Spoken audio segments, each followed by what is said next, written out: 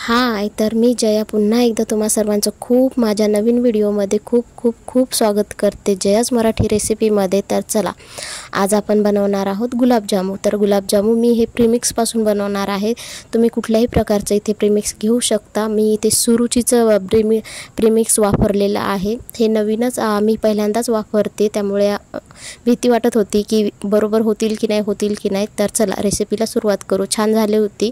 तर चॅनलवर जर कोणी नवीन असेल ना, तर सर्वात आधी चॅनलला सबस्क्राईब करा आणि व्हिडिओ कंटिन्यू करा। चला, आता मी इथे ना गुलाबजामुन प्रीमिक्स काढून घेतला आहे एका बाउलमध्ये।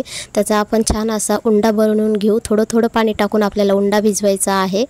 तर हा उंडा ना खूप गच्च नाही करायचा, खूप ढिला ठेवायचा आहे आपल्याला। म्हणजे जितका तुम्ही ढिला ठेवाल ना, तितके छान तुमचे गुलाबजामुन सॉफ्ट बनून तयार होतील। तर मी इथे ना पाणी टाकून सगळा उंडा ना व्यवस्थित असा मळून घेते। तर मला लक्षात आलं की इकडे आपला उंडा भिजेपर्यंत आपली चाशणी बनून तयार होते। त्यामुळे मी इथे ना 2 वाट्या साखर आणि 2 वाट्या पाणी इथे घेतलेलं आहे। आपलं जे प्रीमिक्स आहे ना, ते पाव किलोचं आहे, त्यामुळे आपल्याला इथे अर्धा किलोची चाशणी लागणार होती। पण मी ना कमी चाशणीमध्ये बनवणार आहे, म्हणजे मला सुके गुलाबजामुन बनवायचे, म्हणून मी पाव किलो साखर इथे वापरलेली आहे। जर खूप पाकातले गुलाबजामुन बनवायचे असेल तर पाव किलो प्रीमिक्सला तुम्ही अर्धा किलो साखरेचा पाक इथे व्यवस्थित बनवा, म्हणजे व्यवस्थित पुरेल तुम्हाला।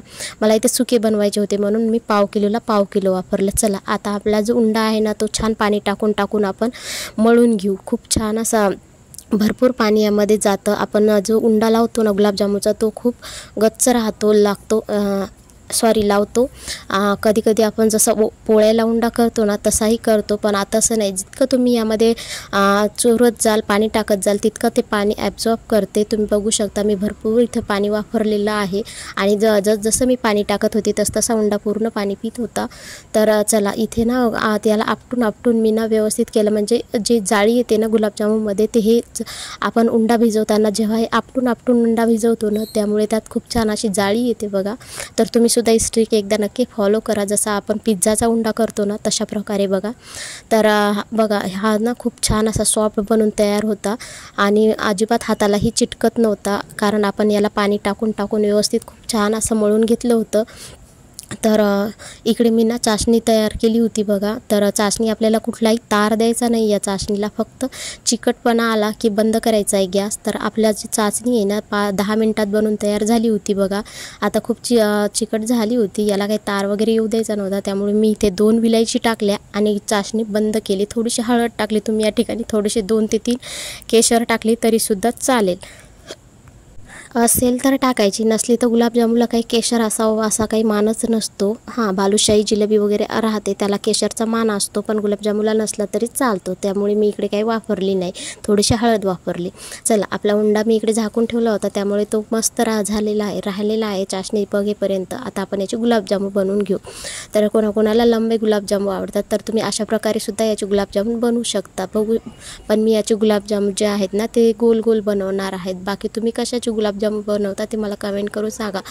मी सुद्धा तुमच्याशी रव्याचे गुलाबजामुन शेअर केले होते। आता इथून पुढे मी तुम्हाला ब्रेडचे किंवा खव्याचे, मिल्क पावडरचे सुद्धा गुलाबजामुन तुमच्याशी नक्की शेअर करेल। तुम्ही मला कमेंटमध्ये सांगा तुम्हाला जर अजून कोणते गुलाबजामुन माझ्याकडून शिकायचे असतील तर। चला, इथे मी सर्व गुलाबजामुन करून तयार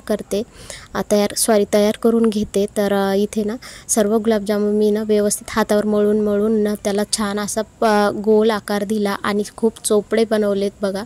कुठेही क्रश नाही पडू दिला, तरीसुद्धा हे ना हडकल्याच्या नंतर थोडेसे पडतातच बघा वरून। तर तुम्ही त्याच्याकडे लक्ष द्यायचे। करून झाले ना की लगेच ओल्या कपड्याने त्याला झाकून ठेवायचं, म्हणजे ना वरून जे आहेत ना हडकून त्याला अशा चिरा पडत नाही आहेत। तर ती ट्रिक तुम्ही एकदा नक्की फॉलो करा।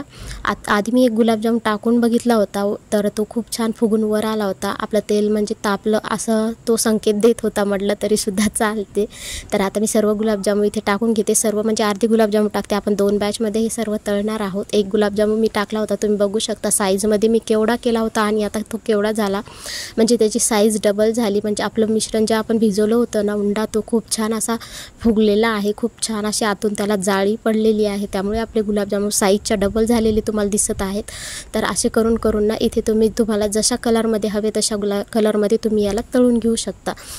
हवं तर तुम्ही इथे काळे गुलाबजामुनसुद्धा बनवू शकता. पण तुम्हाला सांगू का, काळे गुलाबजामुन ना फक्त खव्याचेच चांगले वाटतात. आपण जर प्रीमिक्सचे काळे गुलाबजामुन बनवले ना तर त्याचा कलर एवढा व्यवस्थित वाटत नाही, मला तरी असं वाटते. बाकी तुम्हाला जर हवं असेल तर तुम्ही हे सुद्धा गुलाबजामुन काळे बनवू शकता. मी तुमच्याशी नक्की एकदा काळा गुलाबजामुनची रेसिपी शेअर करेल खव्याची. पण आता सध्या ही रेसिपी कंटिन्यू करा. चला, पहिली बॅच तर बनवून तयार होती, नंतर मी ती पाकामध्ये टाकले. आता दुसरीसुद्धा तळून घेते. तर हे तळताना ना खूप कमी स्पीडवर तळायचे, कमी गॅसवर तळायचे, जेणेकरून आतूनसुद्धा आपले गुलाबजामुन खूप छान असे तळल्या जातील, फुगल्या जातील. जर तुम्ही फुल गॅसवर जर हे तळलेत ना तर ते वरून तळल्या जातील आणि आतमध्ये उंडा राहील आणि आपली चाशणीसुद्धा व्यवस्थित ते पिणार नाहीत. त्यामुळे ना खूप थोडासा वेळ त्याला तळायला लागतो.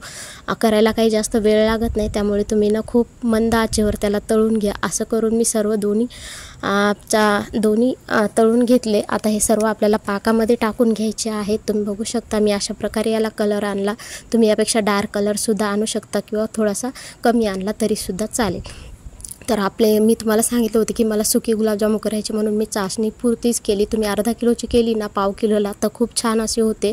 पण मला सुकी करायचे होते, जास्त चाचणीचे करायचे नव्हते गोड, कारण माझा 5 वर्षाचा मुलगा आहे आणि त्याला खूप जास्त गुलाबजामुन आवडतात. त्यामुळे मी सुकेच बनवणार होते. तर आता ना आपण याला झाकून ठेवू बघा 20 मिनटासाठी. तर 20 मिनटाच्या नंतर आपण याला उघडणार आहोत. तर 20 मिनटामध्ये आपण बघू आपले गुलाबजामुन किती रस पितात. तर इथे मी ना 20 मिनटासाठी गुलाबजामुन झाकून ठेवले होते. आता उघडून बघू बघा तर गुलाबजामुनने आपला किती पाक पिला. तर तुम्ही बघू शकता गुलाबजामुनने आपला पूर्ण पाक पिलेला आहे. 1 चमचा फक्त पाक खाली राहिलेला आहे. तो सुद्धा अजून पुढच्या जर 10 मिनटं ठेवला असता ना मी, तर तो सुद्धा पाक पूर्ण गुलाबजामुन पिला असता, म्हणजे आतमध्ये त्याच्या गेला असता तो पाक. पण मी 20 मिनटातच काढलं, कारण मुलं कसे आहेत ना सुट्टीचे घरी आहेत आणि त्यांना असे काही पदार्थ चालू असले की त्यांच्याच्याने जास्त वेळ दिला जात नाही ना. त्यामुळे तर माझा मुलगा खूप जास्त हट्ट करत होता, म्हणून मी पटकन झाकण उघडलं आणि बघितलं तर 20 मिनटामध्ये बऱ्यापैकी आपल्या गुलाबजामुनने पाक पिला होता. जर अजून 10-15 मिनटं मी ठेवला असता तर पाक काहीच राहत नव्हता, पूर्ण सुकी गुलाबजामुन बनून तयार होत होते. चला, एवढं जर प्रमाण तुम्ही बरोबर घेतलं तर तुम्हाला सुके किंवा रसरशीत गुलाबजामुन कसे पाहिजे तसे तुम्ही बनवू शकता. तर तुम्ही बघू शकता इथे छान असे गुलाबजामुन बनवून तयार आहेत. मी आता एका वाटीमध्ये काढते आणि माझ्या मुलाला खायला देते. तर असे पदार्थ ना उन्हाळ्यामध्ये ना थोडे पाहिजेतच करायला, कारण मुलं घरी राहतात, अधूनमधून त्यांनाही काही खायचं राहते, कधी तेलकट, कधी गोड, कधी काही. तर तुम्हीसुद्धा असे एकदा गुलाबजामुन नक्की बनवा आणि मला कमेंट करून सांगा कसे बनले तुमचे गुलाबजामुन ते. बाकी व्हिडिओ आवडला असेल ना तर चॅनलला मात्र नक्की जाता सबस्क्राईब करा आणि ही रेसिपीसुद्धा एकदा नक्की ट्राय करा. तुम्हाला कशी वाटली आजची रेसिपी ते सुद्धा मला कमेंट करून नक्की सांगा. आणि इथून पुढचे सुद्धा व्हिडिओ कंटिन्यू करत राहा, बघत राहा, कारण आपले लवकरच 100 सबस्क्रायबर पूर्ण होणार आहेत. मी खूप दिवसाच म्हणत आहे पण सबस्क्रायबर काही वाढतच नाही आहेत. तर मला असं वाटते की माझ्या कॉन्टेंटमध्येच काहीतरी मिस्टेक होते की काय, असं मला वाटायलं. तर तुम्हाला जर असं काही वाटत असेल ना तर मला कमेंट करून नक्की सांगा. चला, भेटू नेक्स्ट व्हिडिओमध्ये. बाय.